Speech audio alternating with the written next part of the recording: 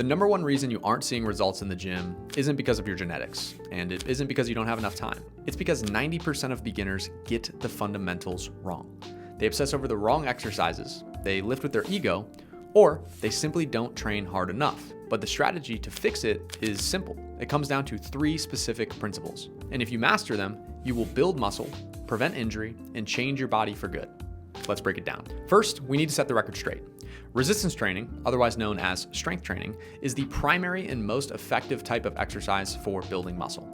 And contrary to popular opinion, everyone can do it. Whether you are 5 or 75, it is the single best thing that you can do to prevent injuries, build muscle that burns more calories 24/7, and increase your strength, which directly predicts how long you are going to live. And that's not just my personal opinion. A massive meta-analysis in the British Journal of Sports Medicine found that strength training reduces your risk of injury by 66%. Think about that. Most people are afraid of lifting weights or doing any kind of resistance training at all because they think they'll get hurt.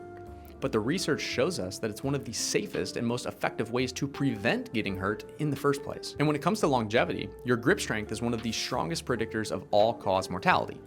Not because strong hands equal a long life, but because that grip strength is usually associated with someone who regularly strength trains. Simply put, stronger people live longer. The data on this is crystal clear. Now, my clients will frequently ask me, why does strength training beat cardio? Here's the reality. Cardio burns more calories during the activity, but that calorie burn stops when you stop doing it. It's linear. Resistance training, on the other hand, burns fewer calories during the workout, but it builds muscle, and muscle is metabolically active tissue. It burns calories 24/7, even when you're sitting on the couch after the workout. So while cardio is a one-time transaction, resistance training is a compounding investment into the increased speed of your metabolism. So you should do both, but in my opinion, especially in a weight loss setting or fat loss setting, you need to prioritize resistance training. So remember, to get results, you only need to focus on the 3 core principles of muscle building. If you master these 3 principles, you will win. Principle number 1 is form. This is the foundation, and it is a non-negotiable. Proper form is the difference between getting results and getting injured. So how do you ensure your form is actually dialed in and safe and effective? First, you can film yourself and compare it to tutorials from a trusted source. You'll usually be shocked at what you see. Most people are. Second, start lighter than you think you need to. Master the actual movement pattern first, then slowly and safely add weight to the movement. Third, control the eccentric portion of the motion. That's when you're lowering the weight. Take a full 2 to 3 seconds on the way down. This will help you build control and tension. Fourth, maintain that tension. Don't bounce the weight at the bottom of the rep. The muscle should be under load throughout the entire range of motion. So the bottom line is this: form first, weight second, always. Principle number 2, intensity. This is the stimulus for growth, and it's the one most beginners fail at, but it's really where the magic happens. Without this, you don't get any growth at all. Now, this might be surprising to some, but intensity is actually more important than volume. You could do 20 sets of bicep curls, but if they aren't intense enough, you are wasting your time and you're effectively just doing cardio with weights. So what's the sweet spot for intensity? You should be training at a minimum of 1 to 3 reps shy of failure. In practice, we call this rate of perceived exertion, RPE, of 7 to 8, or we call it reps in reserve, RIR, of 1 to 3. All that means is that if you do a set of 10 reps, you should feel like you maybe could have done 1 to 3 more with good form before your muscle physically gave out. So why does this matter? Because muscle growth requires mechanical tension. You have to challenge the muscle enough to signal that it needs to adapt and grow stronger. Strength itself requires recruiting what are called high threshold motor units, the most powerful muscle fibers that you have.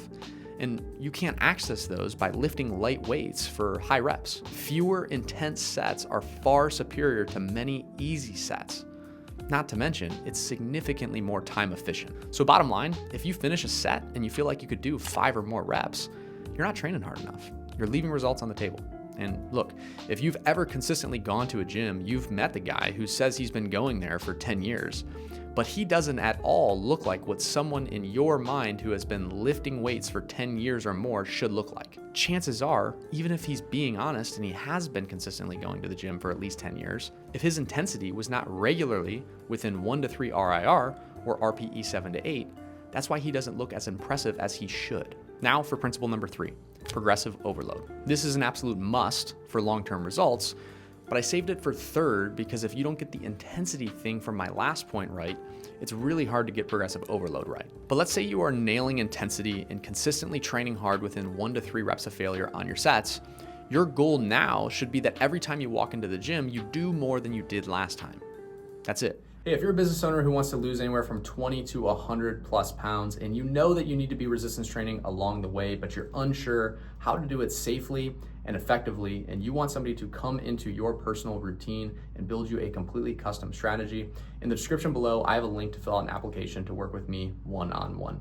To date, I have helped over 1,200 of my own clients lose a combined total of over 10,000 pounds while resistance training and building muscle so that they can actually sustain the results for life. So if that sounds like something you might be interested in, check out the description below, click on the link and fill out an application to see whether or not we would be a fit to work together.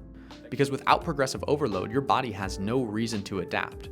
If you lift the same weight for the same reps every week, you will look the same every week. So how do you overload? First, you can add reps. If you did 100 pounds for 7 reps last week, go for 8 reps this week. Now, for time efficiency's sake, I recommend that you keep the majority of your resistance training sets between 6 and 20 reps. Anything beyond that tends to yield less results for beginners and becomes a time suck. Second, you can add weight. Once you hit the top of your target rep range, let's say you get all the way to 20 reps, and you have more than 1 to 3 reps left in the tank before you hit failure, add 5 or 10 pounds and repeat the process of working up until you can max out that rep range again.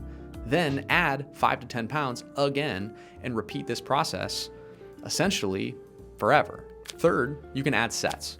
If you did 2 sets last week, you can do 3 sets this week. But for this, I prefer not to do more than 2 to 3 sets per exercise. So my recommendation is once you're doing 2 to 3 sets, look to increase reps or weight instead of more sets. This will save you time and also improve your recovery. And fourth, you can improve your form. There's always room to make it better. A deeper stretch, better control, a longer pause, that all counts as progress. And once you've gotten to the point where you feel like you have done everything you can to improve your form using the self-study method I mentioned earlier, hire a fitness professional to coach you for a session or 2 in person, or send them a form video for personalized feedback and review. I'm sure you'll be surprised with the feedback that they give you. So the big theme here is that in order to actually maximize your progress with muscle building, you have to be tracking your workouts. Write down your weight, your reps, your sets, and your goal is simple. You beat last week's numbers. That is how you nearly guarantee that you are going to be making progress. So now you know the principles. But what I want to do is give you a 5-step quick start guide for complete beginners so that you can leave this video, go apply this information, and start seeing results immediately. Step 1, frequency. Train 3 times per week. For beginners, training 3 times per week on non-consecutive days is usually the sweet spot. Research from the American College of Sports Medicine shows that this frequency is optimal for providing enough stimulus to grow without overdoing it. A simple Monday, Wednesday, Friday schedule works perfectly for most people. Step 2 is exercise selection. Stick to compound movements. Compound movements are exercises that work multiple muscle and joint groups at once. These will give you the most bang for your buck, and they're critical for a beginner. Focus on the big 5: a squat, a deadlift, a bench press, overhead press, and a row. If you master compound exercises, you won't need to get distracted by the hundreds of different fancy isolation movements just yet. Step 3 is rep range. Aim for 6 to 20 reps per set. This rep range is ideal for beginners because it's the sweet spot for hypertrophy, which is just a fancy way of saying muscle growth. But also, some light volume and endurance tend to happen in that range, which will allow you to get additional reps and aid in you getting more comfortable as you are learning form. So start with 2 to 3 sets per exercise in that 6 to 20 rep range. Step 4 is rest. Take 2 to 3 minutes between sets. You need to rest enough to recover your strength and maintain form on the next set. If you are still gasping for air when you start your next set, you probably didn't rest long enough. And also, if you don't feel like you need at least 2 to 3 minutes between sets, it may be an indicator that you aren't truly pushing all the way to RPE 7 to 8 or RIR 1 to 3. Strength requires recovery, so don't rush it. Step 5, and maybe this should have been step 1, is a warm-up. Always start with a 5 to 10 minute general warm-up, light cardio, some dynamic stretching. Then before your main lifts, do 1 or 2 specific warm-up sets with about 50 to 60% of your working weight. This will get your nervous system ready and it reduces your risk of injury. So let's recap. The best resistance training program is the one you'll actually do. It could be dumbbells, barbells, kettlebells, machines, resistance bands, or even your own body weight. don't overthink it. Pick a few compound exercises, focus on perfecting the form, train with intensity, 1 to 3 reps from failure, and progressively overload by doing more over time.